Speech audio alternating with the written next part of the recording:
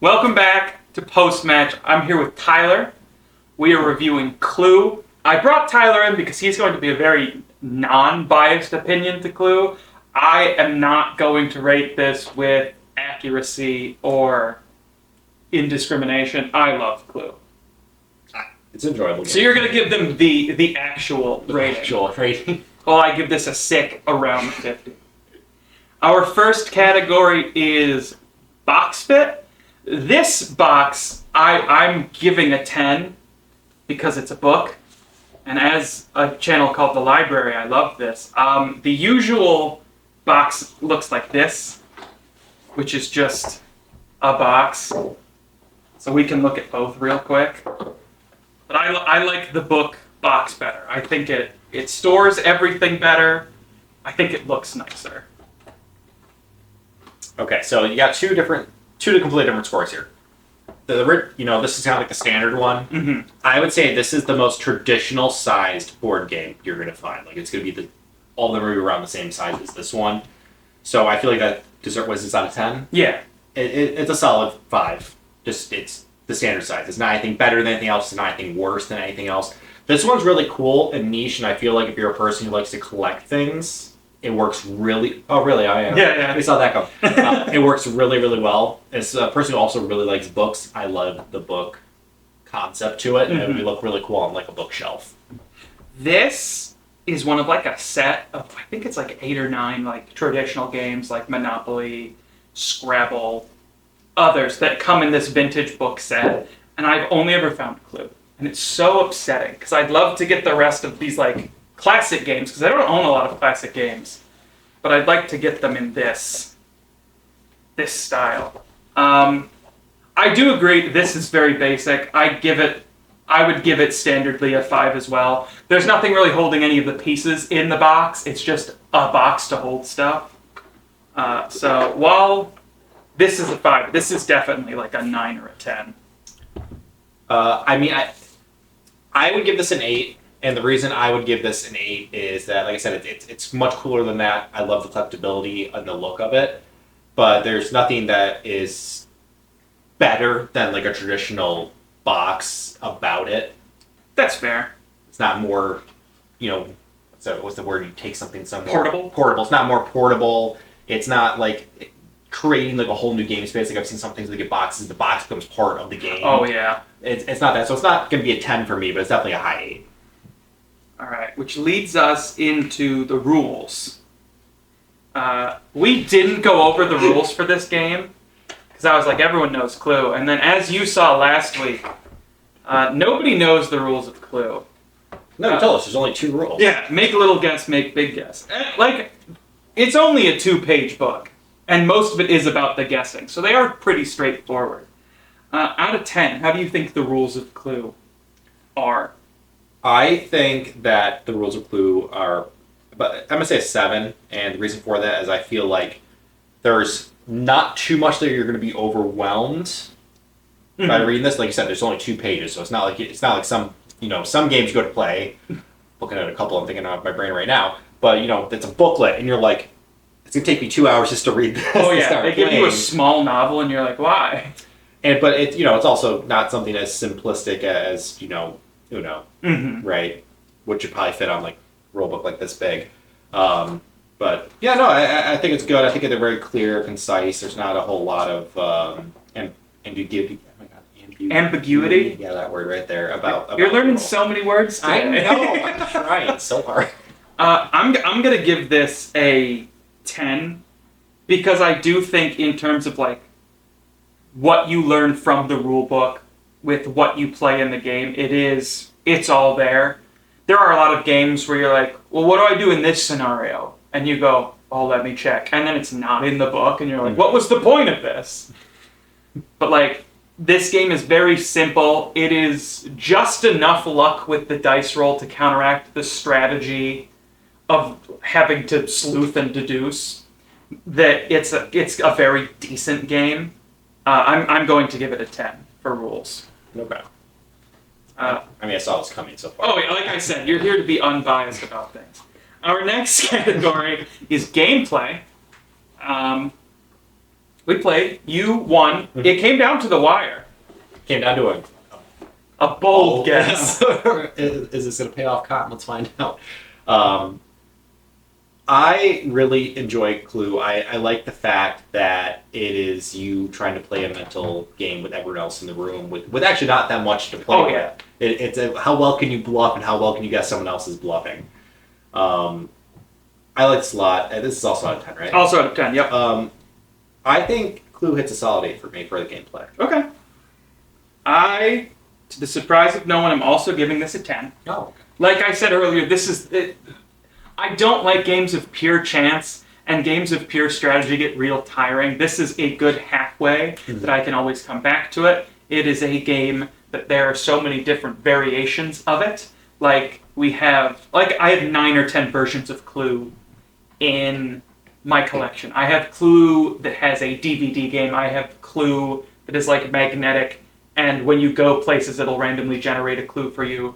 We have Harry Potter Clue, where the secret passages are constantly changing where you output to, because each turn the moving staircases from Harry Potter will shift.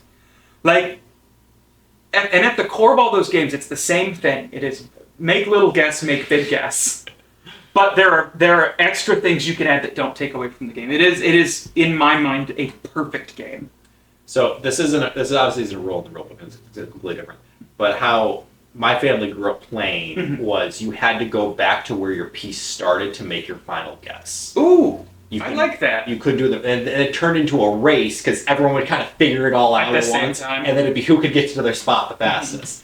It didn't really play like I thought it would play, and then I reread the rules and I realized I was wrong. You don't have to make the guess in the room that it happened. You just have to go to a room to make your final accusation. Oh, okay. But I have seen games, because again, that was a rule we always played with, so I was like, I think this was red, but it wasn't. So you would make a guess in like the far end of the room just to keep blocking the guy who knew all the other pieces while the rest of you gathered answers. And it really does like add a little something to it. There's a lot of different ways you can change the game, but the game will always still be the same, which is why I like it the way I like it. Our next category, now that I've told you how sick Clue is short-term replayability. We just finished the game. Do you want to play another? This one's out of 5. I would give that I want to give it a 4. Okay. Because I would play it again right away. It's a very enjoyable game. There's so many different cards, you never. What I will say though is I feel like it can eventually get mentally exhausting of trying to figure out what it is, and so you might burn out real quick on something like this.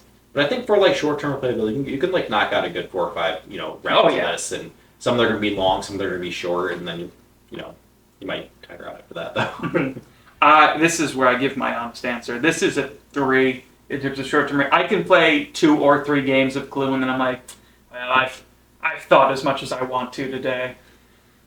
It's fun, but it's a very simple game. I'd rather do a couple different games than this. Inversely, though, with long-term replayability, it's going to be a straight 5 for me. I'm always down to play Clue wherever we are, whatever we're doing that day. I think this is a 5 for me. Actually, I think anytime you get a group of people, you get different interactions with people. So I'm always down where someone's like, "Oh yeah, let's play Clue," and I was like, "Yeah, I can't wait to see how this goes." Oh yeah. You've met my brother. Yes. My brother is one of the funniest people to play Clue with. Anytime anyone says anything, he goes, "Oh, it's interesting. Why'd you say that?" Every single time, and I never thought he'd be like someone to play board games like that. He was like super into it. Zach, I don't want to say doesn't like me, but he's a very go with the flow kind of guy. We've played a few games where I've seen him lock in, and I'm like, "What? Where did that come from, brother?" He's highly competitive. That's why. It's so fun. So in turn, that leads us to our final category. How do you like it? Objectively, just out of 10, your opinion on the game. I've never hated playing Clue, but it's never been like my most favorite thing in the world. 8. Okay. Yeah. I'll let you guess what my number is. 10? Absolutely. Oh, there we go. That's the answer. So, I'll give my totally unbiased real rating first. Out of 50, I gave this a 47. Oh, okay. It got 1 point off for the box, the box. and 2 points for the fact that it makes my brain hurt after a little bit. Yeah, that's fair. Your unbiased, honest opinion of Clue, very good out of 50, 40 points. I like Clue. I knew it was going to be higher. Just he's So much better than Uno. He keeps saying, yeah, any day of the week, anything but Uno. But I grew up with good memories of this. This has been a long-term game. I think everyone at some point in life had to play Clue. Yeah. At least for me, it's always been a good time. Everybody's had it somewhere. Yeah. I struggled to find this new Clue box because I kept seeing better versions of Clue, and I was like, oh, we could rate that instead. And I was like, no, this is the most normal-looking box. I couldn't find my classic, but I think it's because it's old and dusty, so it's in like a vacuum-sealed box. But it stood the test of time. Why do I feel like my old Clue box was like... It was longer. Yeah, okay, I'm not crazy. They've compacted down. They've also, this is my one critique of New Clue, besides the name of Body Black, they've made all of the characters a bit too attractive. They tried too hard to make everyone a little sexy. Oh no, they're hot! I liked old Clue, where there was one attractive bird, and then the rest of them were regular-looking old people, and you're like, okay. Oh. This is Professor Plum. They made him a 26-year-old tenured professor, and I'm like, no, I don't want to sleep with him. He might be a murderer. It's like Big Brother Clue. I do also because they've changed some of the people's occupations around. They stopped making Mr. Green a reverend because they were like, oh, we don't want the Pope involved in murder. So they made him a businessman. And then I think in the newest one, he's a mayor. Mrs. White has been the maid, a cook, old, hot. Colonel Mustard will always be a colonel. Unfortunately, they wrote themselves into a box with that name. But Clue will keep on turning, whether we like it or not. That's true. I'll be around for a while. Before we sign off, is there anything you want to add about any version of Clue? Is there a Scooby-Doo Clue? There is! I want to play that Clue. That's the Clue I want to play. I think it's the one Clue I don't own. I think a friend of mine has it. So once every year or two, they're like, oh, we'll play Clue at my house. I'm like, fantastic, and then I get to see it. Because there's not enough people for suspects, so it's the Scooby Gang and then one random person, who I think is Mrs. White. It's not Old Man Johnson? It's always Old Man Johnson. No, it's they're at a house and something happens. So it's Daphne, Velma, the guys, the dog, and the innkeeper, Mrs. White. And it's oh, sick. Oh, amazing. What's she bringing to the table?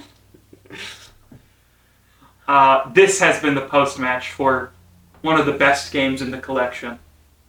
Clue. I have been James. This is Tyler. We will see you guys next week. Later. Bye.